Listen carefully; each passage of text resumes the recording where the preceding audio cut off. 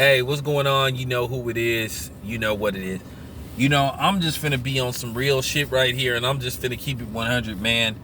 And my thing is with Errol Spence, I'm gonna keep it 100. I don't care if this video is sent to him. I don't care if whatever somebody discovered this video, and whatever, and it get back to the other people, the powers that be. If it get back to the PBC, if this shit go to Al Heyman himself, I don't give a shit.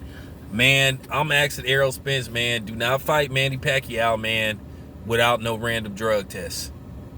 Do not sell out for a big payday with Manny Pacquiao. Make sure that it is an even playing field. Because Manny Pacquiao has maneuvered around random drug testing in quite a few of his fights. At least he takes it when he wants to. It's been documented that he didn't miss tests. Didn't take his test when he's supposed to. That was, documented. Adrian Broner said, hey, man, I don't know whether we doing testing or not. And I heard Manny Pacquiao missed random drug testing. So I just hope Errol Spence don't settle for a cash out. I hope they don't believe that he's damaged goods right about now. Because I'm telling you now, if Manny Pacquiao beat Errol Spence, we ain't gonna never hear the end of it. You're gonna have people say, oh, Manny Pacquiao is the greatest fighter of all time. No, he won't. No, he won't be. Because it'll be, once again, he took advantage of two fighters that wasn't the same. Keith Thurman had been injury prone. Keith Thurman was coming off a long layoff, so Manny Pacquiao took advantage of it. Errol Spence got into a car accident. That'll be my argument to discredit him as being the greatest of all time. That'll be easy to pick apart. Okay? But they'll try to pull it, and we know what group of people will start that argument. The Mayonnaise Nation. That'll be their long. They will jump at the chance to anoint Manny Pacquiao the GOAT. Anybody but the brother with them. Because, like I said, a lot of these fake YouTube channels do not like black people or black fighters. No matter how much they try to get on their platforms, their fake platforms, these fat pig-looking clowns that ain't gonna bust a grape, forever threatening the LDBC, ain't gonna do shit if they seen anybody from the LDBC or see for real. Just stop it. But at the end of the day, Manny Pacquiao will not be the GOAT if he beats Errol Spence. Because once again, it'll be cherry picking. It'll be him taking advantage of Errol Spence's situation. And then what would that say about the dude that everybody praised so much? If he let this fight happen without no random drug tests. So basically, Manny Pacquiao could have a second fight with Floyd, and it would damn near be a unification bout. So I'm just keeping it 100. Is Al trying to sacrifice Errol Spence for a second showdown with Manny Pacquiao and Floyd Mayweather that a lot of us is kind of not interested in? I'm just keeping it 100. I'm not really that interested in the second fight with Floyd Mayweather and Manny Pacquiao. Not at this time. Manny Pacquiao is 41. Floyd is going to be 43. Floyd is going to be... I want to say this again. Floyd is not Bernard Hopkins. Floyd hasn't fought in 3 years. Almost 3 years. 2.5 years. Once again, Floyd will be 43 on February the 24th. Okay?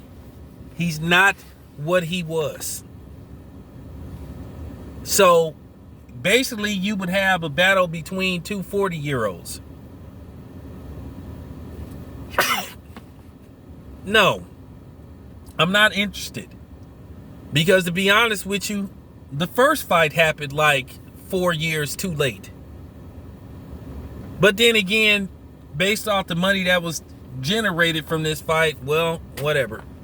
I guess, hey, maybe I don't know what the hell I'm talking about based off the amount of money that both of these dudes made. I think it should have had happened 4 years prior to 2015. I think the fight should have happened around 2012, but it didn't. But it took like almost 6 years for that fight, 6-7 years for that fight to get made. They first started talking about that fight like in 2008. And the fight didn't get made till like 2015. So basically it took like between 6.5-7 years for that fight to get made. That's, so do we want to see that again? So do we want to see a fight that's irrelevant now? A fight, a rematch that really ain't nobody gonna care about. I'm gonna be honest with you. The only people that really want to see this rematch is the people that despise and hate Floyd and Manny Pacquiao's fans that think he could beat Floyd. Because I'm not really that interested in the Floyd Manny Pacquiao too. The best time for this fight to happen was for them to run it back, which I think Floyd would have fought him a second time if Manny Pacquiao wouldn't have been such a sore loser when he came up with all those excuses about shoulders and all that type of shit. Manny Pacquiao wasn't hurt. The only thing that was hurt was Manny Pacquiao's pride because Floyd humiliated him and beat him with ease. He T-Grizzlied him, no effort, beat him effortlessly. But we don't give Floyd credit for that victory. And that's why I don't respect a lot of Manny Pacquiao's fans. Instead of them just taking their L and just saying, hey, Floyd was the better man, they had every excuse in the book, and they had the audacity to try to say that Manny Pacquiao won that fight when anybody with common sense know that Manny Pacquiao didn't win that fight. And see, Nobody believed Manny Pacquiao won that fight except that undercover white supremacist Skip Bayless and a couple of other clowns. And Skip Bayless has no knowledge of boxing. Skip Bayless is the worst person to try to talk boxing with because he don't know a damn thing about boxing at all. And he got exposed by Mayweather Sr. So, with that being said, I'm not interested in this. But we know that Manny Pacquiao is looking for an advantage with Errol Spence. So if this happened, I guarantee you, then all of a sudden people would be mad at Big Al. And I've been trying to tell y'all, Al ain't what y'all make him out to be. Al Heyman is not for black people. And that's been proven by me and a few other people. But y'all want to believe other people.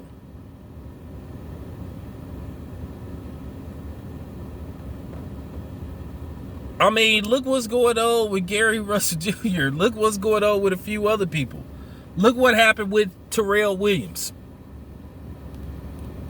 Look, Terrell Williams, and I'm going to keep it 100. He paid a stiff price because he didn't follow the program. He was not supposed to beat Pritchard Colon. He put the man in a coma because Pritchard Colon was going to be the next dude that they was going to build up. They was going to make him the next big thing. They was going to make him the next big Puerto Rican superstar. Things didn't go his way, and I feel bad for Pritchard Colon.